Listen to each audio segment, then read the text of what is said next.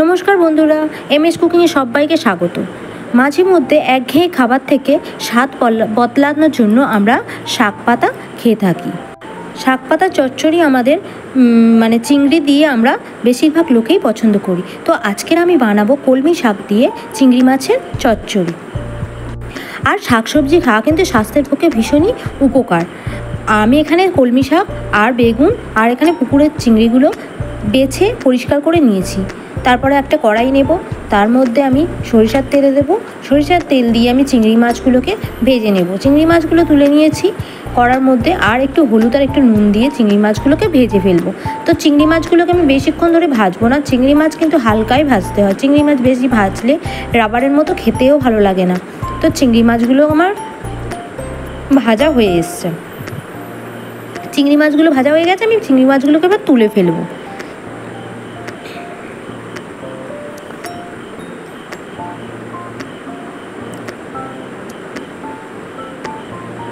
চিংড়ি মাছগুলোকে তুলে ফেলার পরে আর একটু পরিমাণ তেল দেব।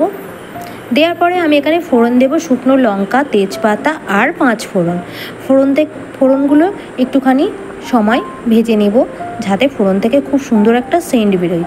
তো ফোড়নগুলো ভাজা মোটামুটি হয়ে গেছে। আমি দিয়ে দেব পেঁয়াজ কুচোনো। পেঁয়াজ আমি দিয়ে দেবো, একটা পেঁয়াজ আমি দিয়েছি। পেঁয়াজগুলো এবার ভালো করে ভেজে নেব। তার মধ্যে দিয়ে দেব একটা ছোটো সাইজের টমেটো কুচিয়ে।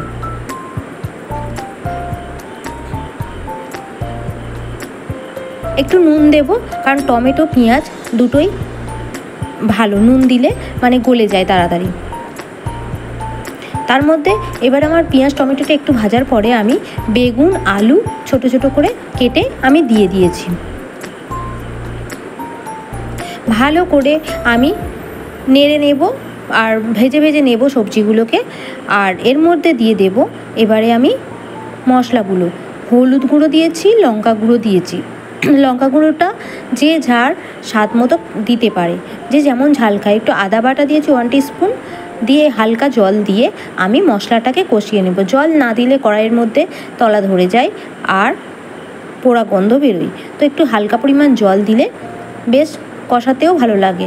তো আমি এখানে একটু জিরে গুঁড়ো আর একটু ধনে গুঁড়ো আমি দিয়েছি, দিয়ে ভালো করে আবারও কষিয়ে নেব।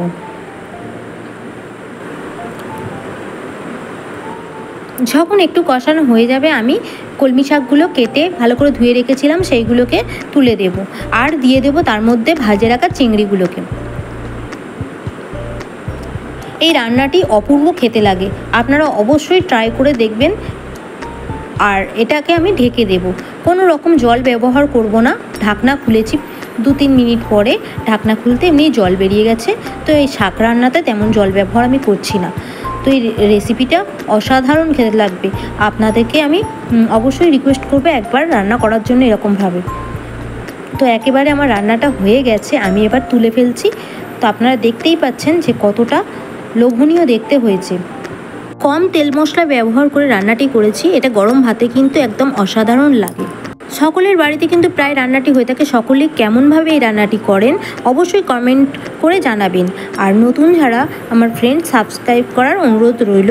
আর পুরনো বন্ধুরা অবশ্যই কমেন্ট করে জানাবেন রান্নাটি কেমন হয়েছে। তো ভালো থাকবেন, সুস্থ থাকবেন।